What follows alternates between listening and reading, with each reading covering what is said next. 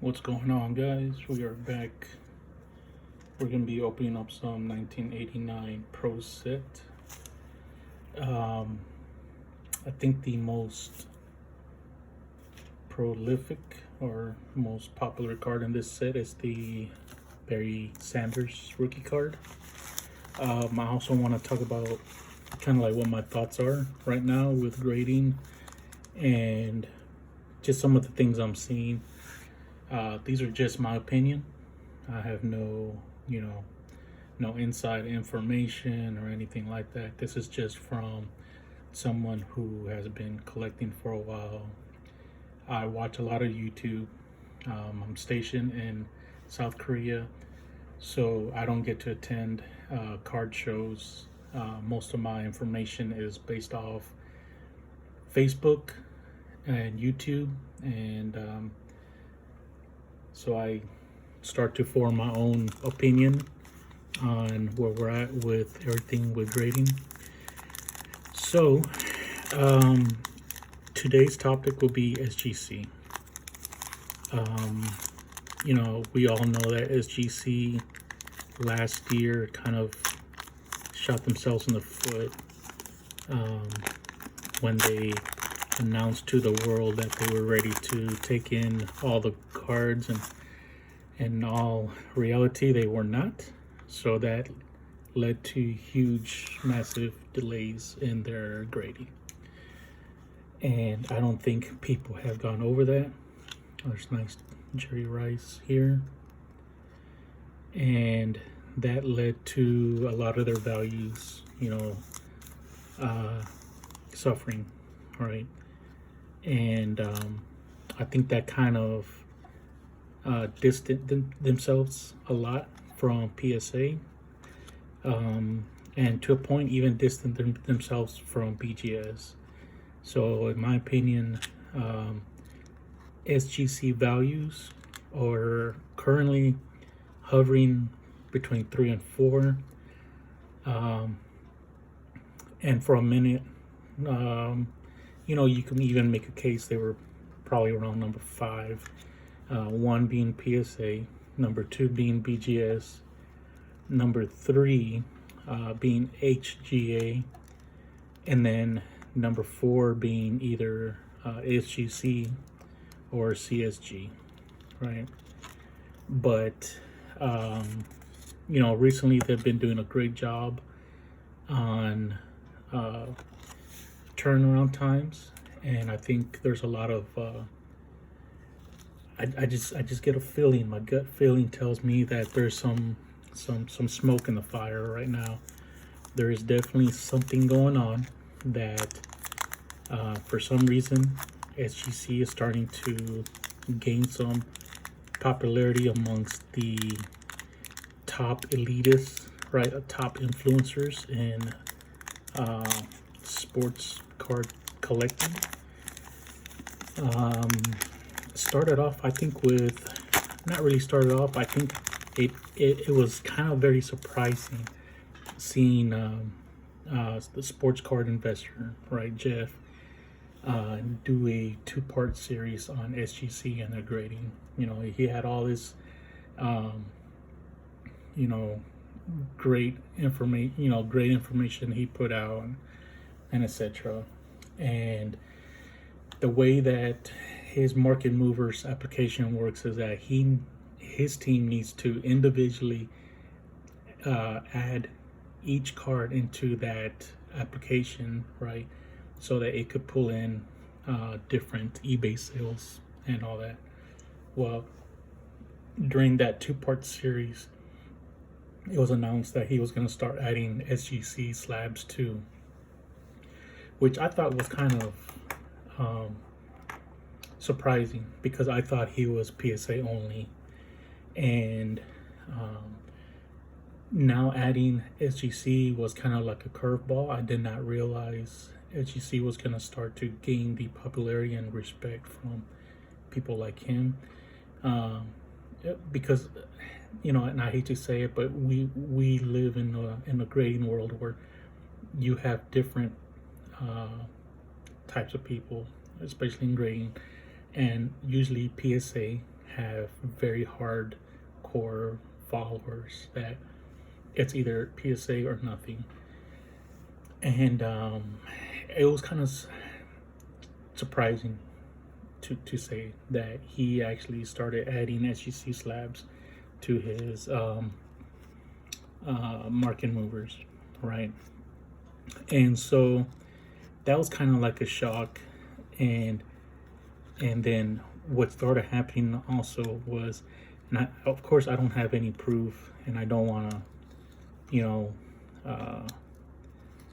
bad talk anyone, but it does make me wonder if he had some sort of influence on the whole. There's a nice Doug Flutie card on the eBay description.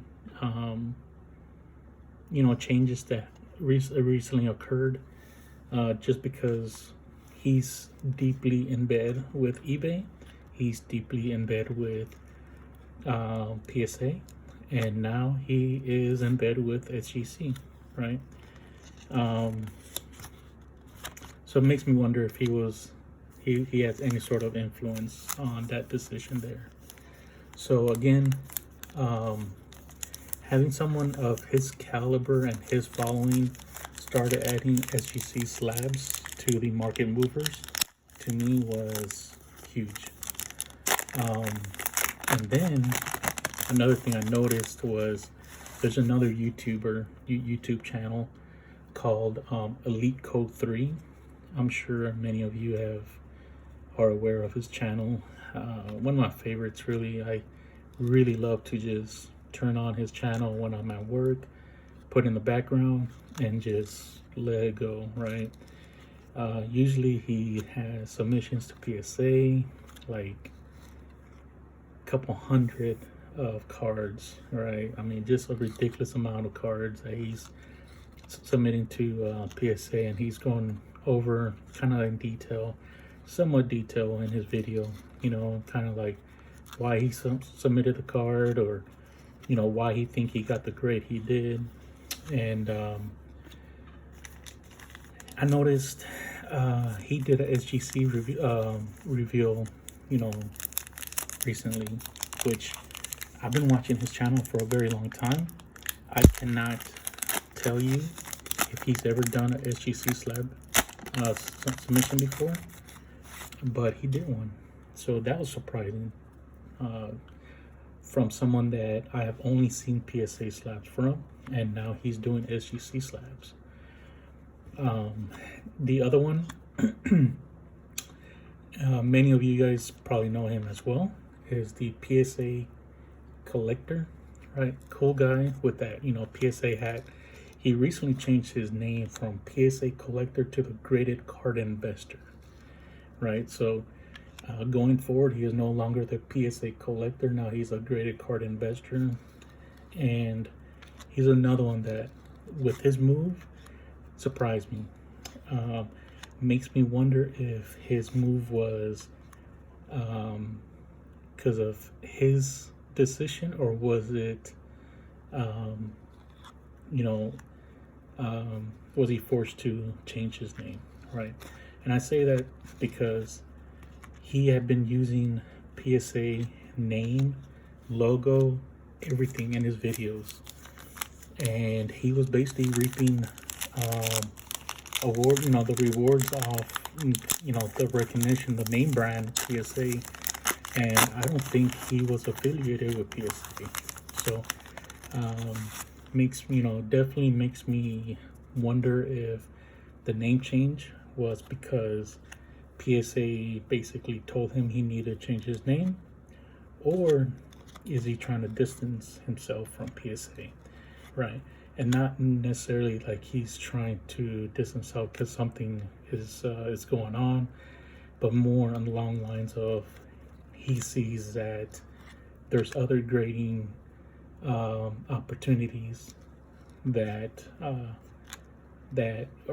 better, just better overall. You're still getting a grade, you're getting the customer service, and etc., right? Either with SGC, with BGS, with HGA, with GMA, with Pure Grade X, with Diamond Surface Grading, whoever, right?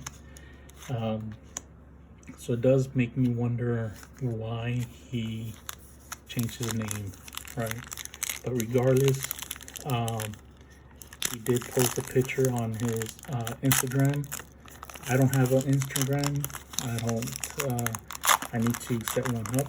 I think I set one up, but I really don't do a whole lot on it. But I saw somewhere where he posted a picture on Instagram of an SGC slab, and supposedly it was his first picture he had ever posted of a slab other than PSA.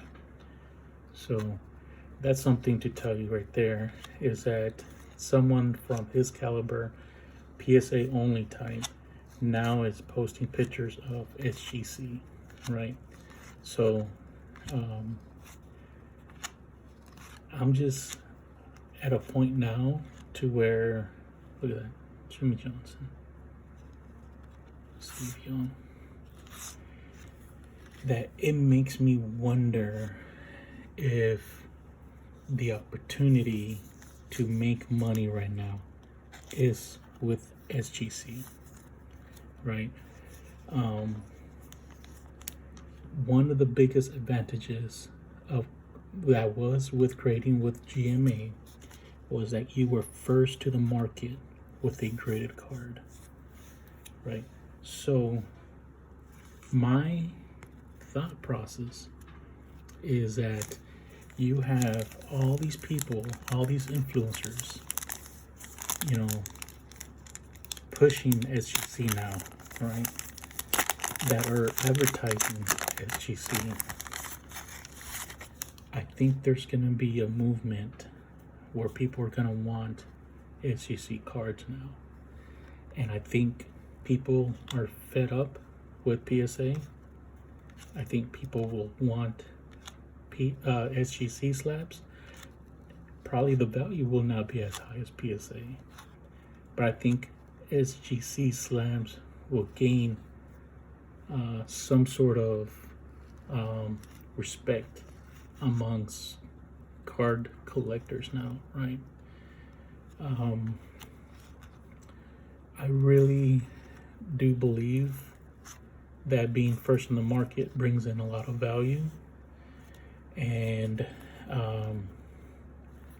I do think that there's something to be said on having the quickest turnaround time when a product first releases, right? And with SGC, if they are that company, I'm going to start submitting some more to SGC now, right? As I struggle to put this card in here, I recently purchased a few 2020 select football rookie cards, or 2021 or 2020, sorry. I'm gonna send off to SGC because I have a feeling I'm gonna get them back before the season starts, and I'm gonna try to get them before the preseason hype, right? Definitely going to document, my journey as I go through this. I didn't spend a whole lot of money on it, but I think I bought like 7 or 8 cards, and each card was probably between $60 and $100, and then you got to add another $25 of grading with HGC group submission. So we'll see, guys. We'll see, but just my personal opinion right now is that something is brewing with SGC. I haven't seen so much attention being put on SGC than I have in the last couple of weeks, to be honest. Usually SGC is kind of written off as a second tier company, and I do believe that if they're able to get the attention of these mainstream influencers, right? Their brand is gonna grow, right? So just something to think about, guys. That's it. Unfortunately, we did not hit the Barry Sanders rookie card from the 7 packs, but we did get this Steve Young, very nice card. A couple of these Jimmy Johnsons. Where's the one at? Right here. So I don't know if that's his rookie year. That might be his rookie year. 1989. That might be his rookie year, Jimmy Johnson. And then another Steve Young, John Elway, Doug Flutie, Jerry Rice, and Dan Marino. So that does it, guys, for this video. Appreciate everyone stopping by and viewing. And take care out there. Be safe, guys.